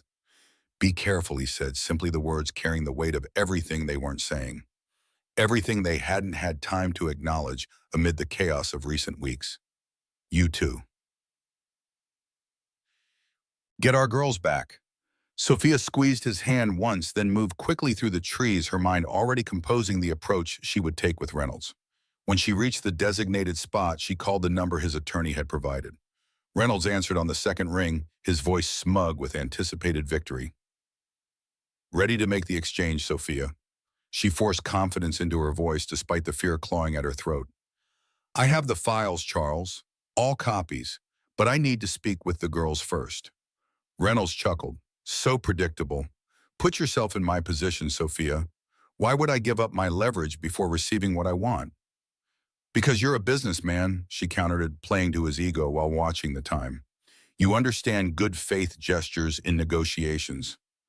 Let me speak to them, confirm they are unharmed, and I'll tell you where to find the files. There was a pause, then the sound of movement. Reynolds appeared to be traveling the background noise, suggesting he was in a vehicle. Very well, a brief conversation. Then we discussed terms. Sophia heard muffled instructions. Then Emma's frightened voice came through the phone. Mommy, where are you? I want to go home. Fighting back tears, Sophia kept her tone reassuring. I know, sweetheart. You'll be home soon, I promise. Is Leah with you? Are you both okay? Yes, Emma answered, her voice small. They said we're on a special trip, but I don't like it here. The lady won't let us go outside. Reynolds took back the phone, satisfied. Now about those files, Sophia launched into a detailed explanation of where he could find the evidence, a storage facility across town deliberately chosen to be as far from the cabin as possible. She invented complications about access codes and hidden compartments, stretching the conversation to give Ethan and Jake maximum time to position themselves. Through the trees, she could see Reynolds' black SUV approaching the cabin. She continued talking, describing false security measures, protecting the files, watching as he parked and stepped out of the vehicle. Two of the perimeter guards approached him, providing a status update that she couldn't hear. Now Jake's voice sounded in the small radio he'd given her. Diversion in 30 seconds. Sophia needed to keep Reynolds outside, away from the girls. These files destroy you completely, Charles, she said, her voice harder now. Every decision that led to those deaths documented in your own words. The families of those 17 people deserve justice. She could see Reynolds' posture stiffen, even from a distance. Always so self-righteous, Sophia. You built that company on the same compromises you now condemn. The only difference is that I was honest about the costs of success. A sudden explosion rocked the far side of the property, Jake's diversion. The guards immediately responded, running toward the source of the disturbance. Reynolds turned toward the noise, momentarily distracted from their conversation. What was that? His voice sharpened with suspicion. What have you done? Sophia abandoned all pretense. I've done what you taught me, Charles. I've protected what matters at any cost. She dropped the phone and began running toward the cabin, no longer concerned with stealth. Through her earpiece, Jake confirmed that Ethan had reached the rear entrance. The woman guarding the girls had moved to investigate the commotion, leaving them momentarily unattended. Reynolds realized the deception almost immediately. She watched him sprint toward the cabin, shouting orders to the one guard who had remained behind. Sophia pushed herself faster, her lungs burning and her business shoes entirely unsuited for the terrain. She had to reach Emma and Leah before Reynolds could use them as hostages against Ethan. She rounded the corner of the cabin just as gunshots echoed from inside. Her heart seemed to stop, terror freezing her in place for a crucial second before she forced herself forward up the porch steps through the front door. The scene inside unfolded in fragments of perception. The female guard on the floor unconscious but breathing. Reynolds backed against the far wall, a gun in his hand. Ethan crouched protectively in front of Emma, and Leah, his body positioned to shield them completely. It's over, Charles, Sophia called out, drawing his attention away from Ethan and the girls. Law enforcement is surrounding the property. There's nowhere to go. Reynolds' face contorted with rage, the composed executive facade crumbling entirely. You've destroyed everything I built. Everything we built. No, Sophia took a careful step forward. You destroyed it when you decided profit was worth more than people's lives. For a moment, the outcome balanced on a knife's edge. Reynolds' finger tightened on the trigger, his gaze darting between Sophia and Ethan. Then the tactical team burst through both entrances, weapons trained on Reynolds, shouting commands. He hesitated only briefly before dropping his gun, the fight leaving him as he realized the futility of resistance. Ethan gathered both girls into his arms as officers secured Reynolds. Emma broke free immediately, running to Sophia with tears streaming down her face. Mommy, you came! Sophia knelt, embracing her daughter fiercely, relief washing through her in a wave so powerful it nearly brought her to her knees. Of course I came. I will always come for you no matter what. Over Emma's shoulder, her eyes met Ethan's as he held Leah close. The connection between them transcended words, gratitude, respect, and something deeper that had been growing steadily, despite all attempts to deny it. Jake supervised Reynolds' arrest personally, reading him his rights as agents led him to a waiting vehicle.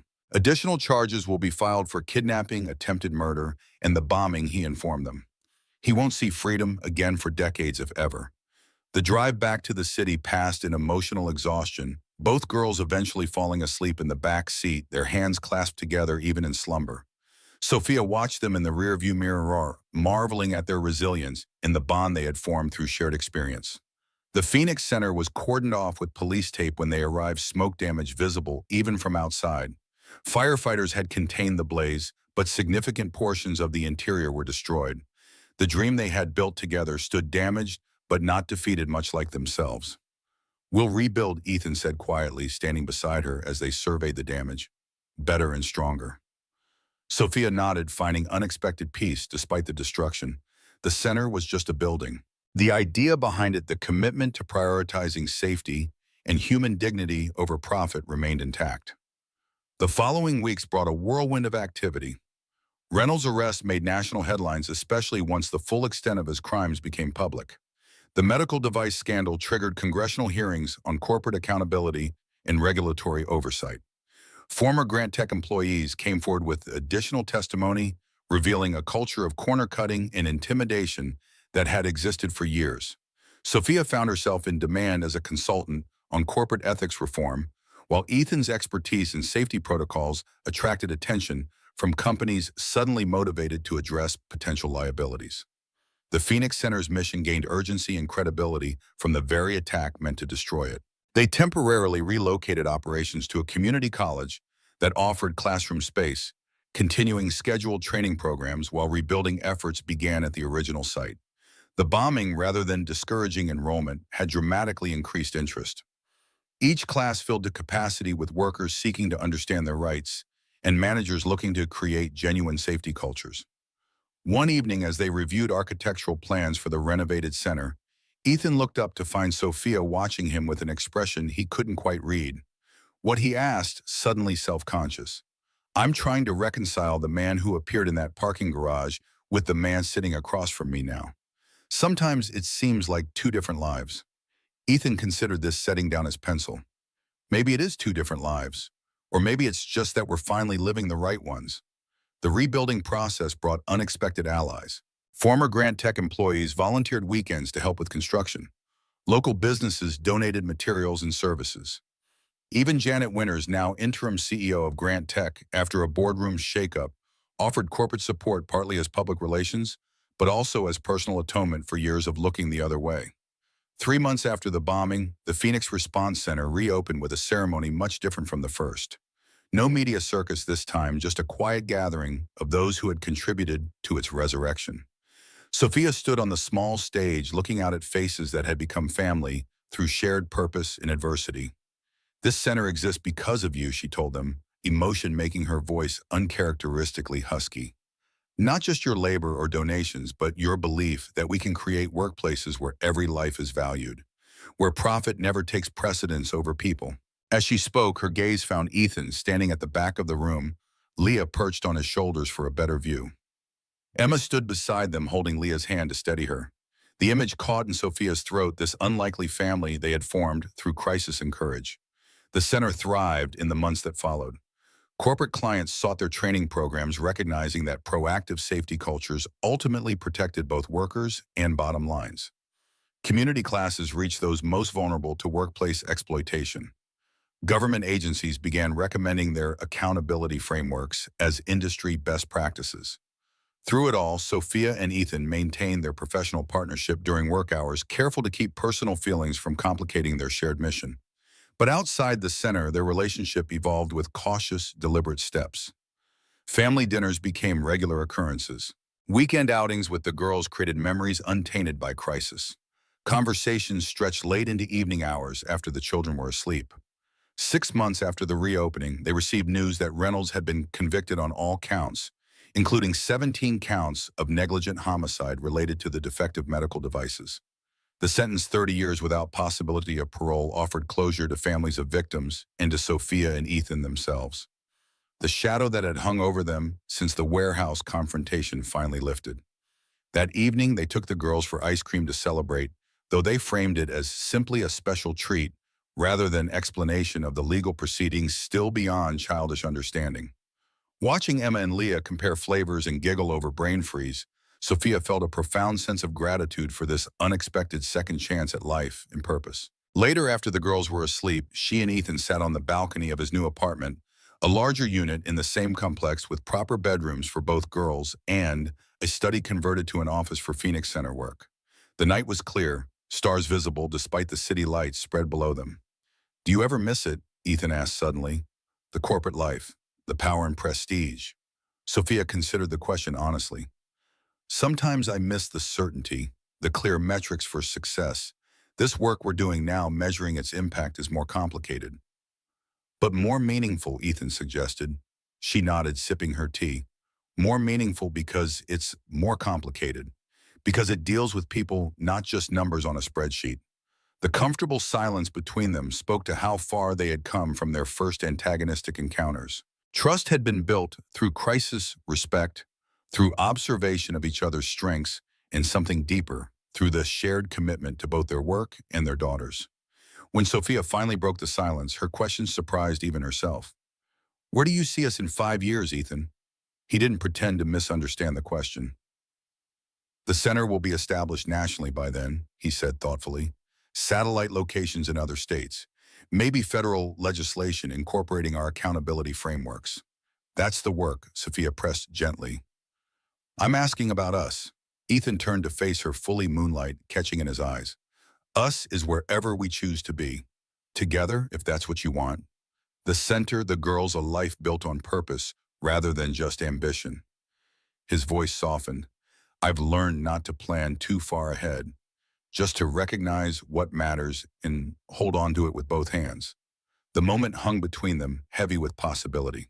Sophia found herself thinking of the corporate executive she had been driven isolated, measuring success in market share and stock prices. That woman would never have imagined finding fulfillment in a modest training center or family in the man she had once fired and the daughter who wasn't biologically hers. "I want that," she admitted finally. "All of it. The center, the girls, you. This life we've stumbled into somehow." Ethan's smile held no triumph, only quiet joy and perhaps relief. "I want that too. Have for a while now." Their first kiss was tentative, a crossing of boundaries, carefully maintained through months of partnership and friendship. But it carried the weight of everything they had survived together, every challenge overcome, every moment of courage and vulnerability shared. The Phoenix Center's one-year anniversary arrived with spring, marked by a community celebration that filled the renovated building with laughter and purpose. Former students returned to share how their training had prevented accidents or improved workplace conditions. Corporate clients testified to cultural transformations within their organizations. Government officials spoke of the center as a model for similar initiatives nationwide. Amid the festivities, Sophia found herself drawn to the small memorial garden created behind the building, a peaceful space dedicated to those who had lost their lives due to safety violations and corporate negligence. The 17 victims of the defective medical devices were commemorated there, along with others whose stories had emerged during the center's work. Ethan found her there, standing quietly among the flowering plants and small stone markers. "The girls are asking for you," he said softly. "They want to cut the cake." Sophia nodded but didn't immediately move. "Sometimes I wonder if we've done enough, if anything can really balance the scales against so much loss." Ethan's hand found hers warm and steady. "We can't bring them back, but we can make their deaths matter by changing what happens next." He gestured toward the building behind them, where dozens of people celebrated not just the center's survival, but its mission. "All of this exists because you refused to look away, because you chose to act when it would have been easier not to." His words settled something within her, not erasing the weight of responsibility, but making it bearable through shared purpose. Together they returned to the celebration, to Emma and Leah, waiting impatiently by an enormous cake decorated with the Phoenix Center logo. The moment captured everything they had built together, not perfection, but purpose. Not absence of challenge, but courage to face it. Not the life either had planned, but the one they had found through unlikely circumstances and deliberate choice. That evening, after the celebration wound down and the last guest departed, Ethan gathered everyone in the main training room. Sophia assumed he wanted to discuss cleanup or plans for the following day's regular classes. Instead, he knelt before her, producing a small box from his pocket. The ring inside wasn't elaborate or ostentatious, a simple band with a small stone that caught the light.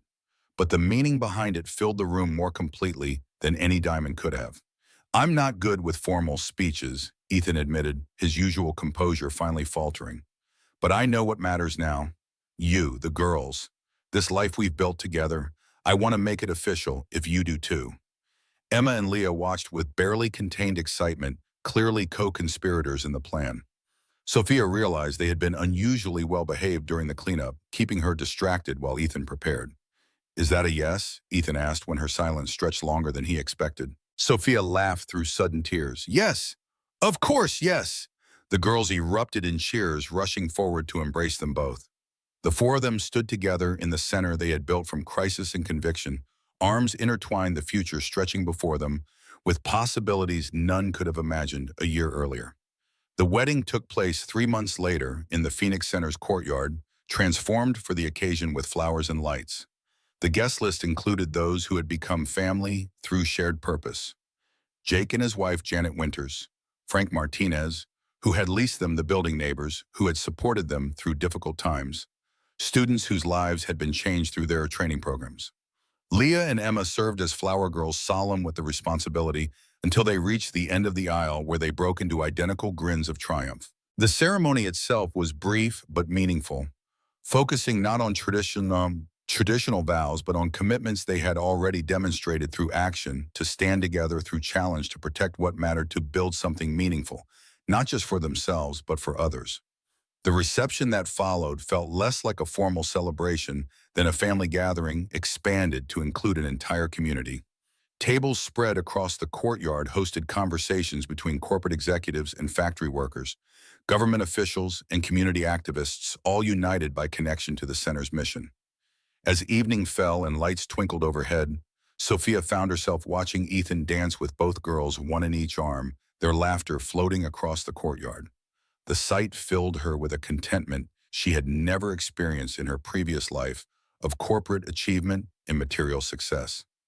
Janet Winters approached, champagne glass in hand, following Sophia's gaze. You've built something remarkable here. Not just the center, but this family. Sophia smiled, accepting the compliment with a deflection, another change from her former self. Thank you. Though I think it built us as much as we built it. Janet nodded thoughtfully. Grant Tech is implementing your accountability frameworks across all facilities now. Reynolds' replacement is serious about reform. That's good to hear. Sophia meant it sincerely, having made peace with her former company and role. The work matters more than who gets credit for it. As Janet moved on to speak with other guests, Ethan approached the girls, having been claimed by Jake's wife for a cookie expedition. He extended his hand with formal playfulness. May I have this dance, Mrs. Ward? Sophia took his hand, smiling at the new name she had chosen to embrace, symbolizing not submission to tradition, but conscious choice of a shared identity. You may indeed, Mr. Ward. They moved together on the makeshift dance floor, comfortable in each other's space after months of growing closeness. Around them, their unlikely extended family continued celebrating not just their marriage, but the community and purpose they had created together. I keep thinking about what you said when we first started rebuilding the center, Sophia admitted as they danced, that maybe we were finally living the right lives. Ethan nodded, his hand warm against the small of her back. And I think you were right. This isn't the life I planned or expected. It's better, more challenging sometimes, but more real. The music shifted to a slower tempo and they adjusted their steps accordingly, the physical harmony reflecting the partnership they had built through crisis and commitment. Ethan glanced toward where Emma and Leah had returned, heads bent together in conspiratorial whispers over plates piled with desserts. They're plotting something, he observed with paternal resignation. They're always plotting something, Sophia laughed. That's what happens when you raise them to be problem solvers.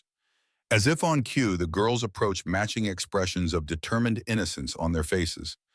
Dad, we need to borrow Mom for a super important wedding thing, Leah announced.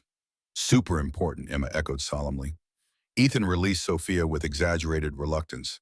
I suppose I can spare her for a super important wedding thing, but I expect her back intact.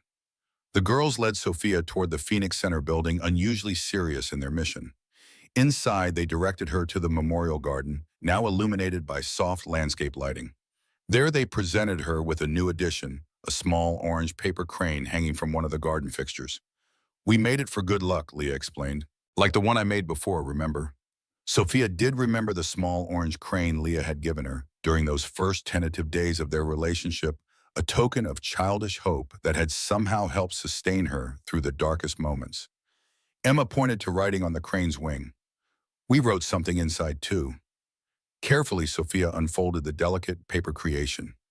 Inside, in Leah's careful handwriting, surrounded by Emma's decorative stars, were the words, "Heroes are just people who don't walk away." The simple truth caught in Sophia's throat, not because it was profound, but because it had come from these children who had seen both the worst and best of human nature, who had experienced fear and danger, but also courage and protection, who understood perhaps better than many adults what truly mattered. Ethan appeared in the garden entrance, watching the three of them with quiet contentment. Found the super important wedding thing, I see. The girls nodded solemnly, mission accomplished. When Sophia's eyes met his over their heads, the connection between them needed no words. Gratitude for this unlikely second chance commitment to the path they had chosen together. Certainty that whatever challenges lay ahead, they would face them not alone, but as the family they had built from crisis and courage.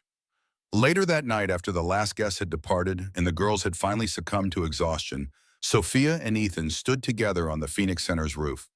Below them, the city lights stretched to the horizon, countless lives intersecting in ways both ordinary and extraordinary. Above them, stars punctuated the darkness, constants in a changing world. Quite a year, Ethan mused his arm around her waist. Quite a lifetime, Sophia corrected gently, with hopefully many more good years ahead. The orange paper crane sat on the ledge beside them, a fragile symbol of resilience and hope. Like the mythical phoenix that had given their center its name, they had emerged from destruction, not unchanged but renewed stronger, for having been broken wiser, for having lost their way, more complete, for having found each other against all odds. This is just the beginning, Ethan said, his voice carrying certainty born not of naivety, but of hard-won experience. The real work is still ahead of us. Sophia leaned into his embrace, accepting both the challenge and the promise his words contained. Then it's a good thing we're not doing it alone. The night air carried the scent of new beginnings, fresh paint from the renovated center, blooming flowers from the memorial garden, possibility unfurling like the pages of a story still being written. Not a perfect ending, for there was no such thing in lives honestly lived, but a perfect moment to be treasured even as they moved forward into whatever came next. Their journey had begun with violence and fear in an underground parking garage, a CEO in danger, a former employee risking everything to help two single parents trying to protect their daughters in a dangerous world. It continued now with purpose and hope, with a center dedicated to preventing others from suffering similar fates, with a family forged through crisis and choice. Heroes are just people who don't walk away. The children's wisdom echoed in Sophia's mind as she gazed out at the city before them. She and Ethan weren't heroes from storybooks or movies, but simply people who had refused to look away when confronted with injustice, who had chosen again and again to stay and fight rather than retreat to safety, who had built something meaningful from the wreckage of what came before. That choice to stay, to rebuild, to hope, had given them everything that mattered. Each other, their daughters, purpose beyond profit. A life measured not in acquisitions, but in impacts, not in power, but in positive change. As they stood together under the stars, the future stretched before them, not guaranteed or certain, but possible in all the ways that mattered most. Whatever challenges it held, they would face them together, stronger for everything they had already overcome, determined to keep choosing courage over convenience, integrity over expediency, love over fear. And in that choice lay all the difference.